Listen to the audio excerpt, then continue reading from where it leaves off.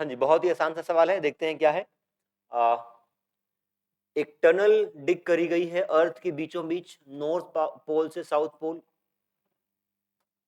अर्थ को non rotating consider किया गया है। Uniform sphere of density rho, earth को एक यूनिफॉर्म डेंसिटी का स्फीयर माना गया है। Gravitational force on a particle of mass m dropped into the tunnel when it reaches at a distance r from the center of earth।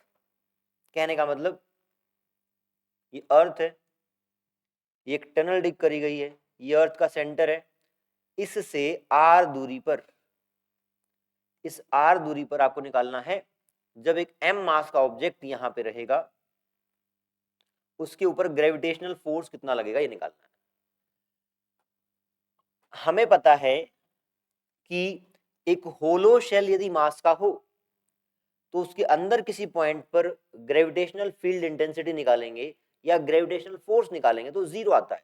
अंदर के किसी भी पॉइंट पर ग्रेविटेशनल फोर्स जीरो होता है, और जब बाहर का पॉइंट पे निकालना हो तो हम इस सारे मास को, जो ये होलो शेल का मास है, इसको सेंटर पर कंसंट्रेटेड मान सकते हैं to find out force at this point. ठीक है जी। अब यदि मुझे इस पॉइंट पर फोर्स निकालना है तो मैं क्या करूंगा, एक मैंने स्फीयर कंसिडर कर लिया, ये सॉलिड स्फीयर को मैंने होलो शेल से मिलके बना हुआ मान लिया।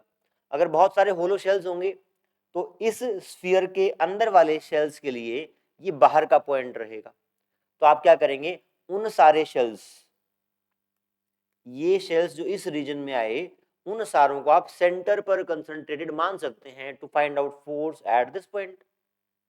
अब जो बाकी बाहर के आपके बच गया पार्ट, उन शेल्स के लिए ये पॉइंट अंदर का पॉइंट है। अंदर वाले पॉइंट पे फोर्स क्या होता है, जीरो। अंदर वाले पॉइंट पे जीरो है तो हमें कुल मिला के जो ये पार्ट है इसका मास निकालना है, उसको सेंटर पर रख देना है और फोर्स निकाल लेनी है। अब देखें आप, इसका अगर मास निकालना है तो इसकी वॉल्यूम कितनी होगी, volume is 4/3 pi r cube.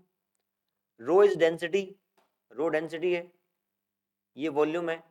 मास क्या होगा, volume into density, 4/3 pi r cube rho. This is mass. इस मास को आपने सेंटर पे रखना है to find out force. Force का फॉर्मूला होता है G m, m is 4/3 pi r cube rho, G m, दूसरा एम ये अपॉन आर स्क्वायर, तो ये आपका आ जाएगा 4/3 pi G M rho are.